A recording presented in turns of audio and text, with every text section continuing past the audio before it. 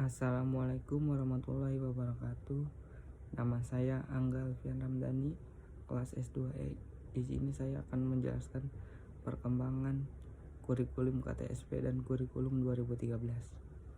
Kurikulum KTSP dengan tujuan KTSP disusun dan dikembangkan berdasarkan Undang-Undang Nomor 20 Tahun 2003 dengan Sistem Pendidikan Nasional pasal 36 ayat 1 dan ayat 2 sebagai berikut. 1. Pengembangan kurikulum dilakukan dengan mengacu pada standar nasional pendidikan untuk mewujudkan tujuan pendidikan nasional. 2. Kurikulum pada semua jenjang dan jenis pendidikan dikembangkan dengan prinsip diverifikasi sesuai dengan satuan pendidikan, potensi daerah, dan peserta didik. Lanjut. Pengembangan kurikulum tingkat satuan pendidikan KTSP. KTSP merupakan strategi pengembangan kurikulum untuk mewujudkan sekolah yang efektif, produktif, dan berprestasi. KTSP merupakan paradigma baru pengembangan kurikulum yang otonomi luas pada setiap satuan pendidikan dan pelibatan pendidikan masyarakat dalam rangka mengefektifkan proses belajar mengajar di sekolah tersebut. Lanjut.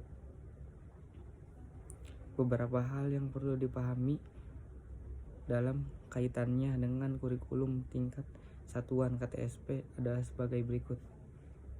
1. KTSP dikembangkan sesuai dengan kondisi satuan pendidikan, potensi karakteristik daerah, serta sosial budaya masyarakat setempat dan peserta didik. 2. Sekolah dan komite sekolah mengembangkan kurikulum tingkat satuan pendidikan dan situasinya berdasarkan kerangka dasar kurikulum dan standar kompetensi lulusan di bawah survei Dinas Pendidikan Kabupaten atau Kota dan Departemen Agama yang bertanggung jawab di bidang pendidikan. 3. Kurikulum tingkat satuan pendidikan untuk setiap program studi di perguruan tinggi dikembangkan dan ditetapkan oleh masing-masing perguruan tinggi dengan mengacu pada standar nasional pendidikan. 4. KTSP merupakan strategi pengembangan kurikulum untuk mewujudkan sekolah yang efektif, produktif, dan berprestasi. KTSP merupakan paradigma baru membangun kurikulum yang otonomi luas pada setiap satuan pendidikan dan pelibatan pendidikan masyarakat dalam rangka mengefektifkan proses belajar-belajar di sekolah.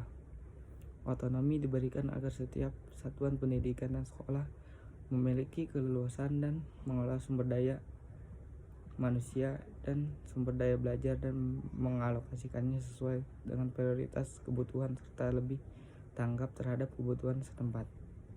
Lanjut. Landasan pengembangan kurikulum 2013. RP JMN tahun 2010 sampai tahun 2014 sektor pendidikan. Perubahan metodologi pembelajaran. Penataan kurikulum Inpres nomor 1 tahun 2010. Percepatan pelaksanaan prioritas pembangunan nasional. Penyempurnaan kurikulum dan metode pembelajaran aktif berdasarkan nilai-nilai budaya bangsa untuk membentuk daya saing dan karakter bangsa. Lanjut. Tertuang dalam RPJMN tahun 2015 sampai tahun 2019. Nawacita. 1. Meningkatkan kualitas hidup manusia. 2. Melakukan revolusi karakter bangsa. 3. Meningkatkan produktivitas rakyat dan daya saing di pasar internasional. 4. Memperteguh kebinekaan dan memperkuat restorasi sosial Indonesia.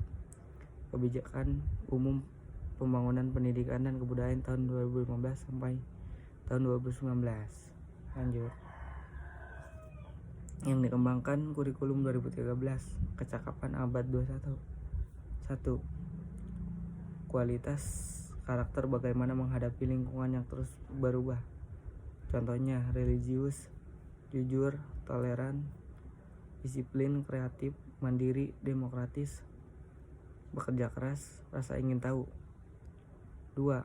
Kompetensi bagaimana mengatasi tantangan yang kompleks, kreatif, dan inovatif, komunikatif, berpikir kritis, atau memecahkan masalah. 3. Literasi dasar, bagaimana menerapkan keterampilan inti untuk kegiatan sehari-hari. Literasi kebahasaan, literasi berhitung, numerasi, literasi sains, literasi teknologi informasi dan komunikasi, literasi keuangan, literasi budaya dan kewarganegaraan. Lanjut, arah kebijakan pendidikan dan kebudayaan. Visi, mewujudkan insan serta ekosistem pendidikan dan kebudayaan yang berkarakter dengan berlandaskan gotong royong. Sekian dari saya. Atas perhatiannya saya ucapkan terima kasih.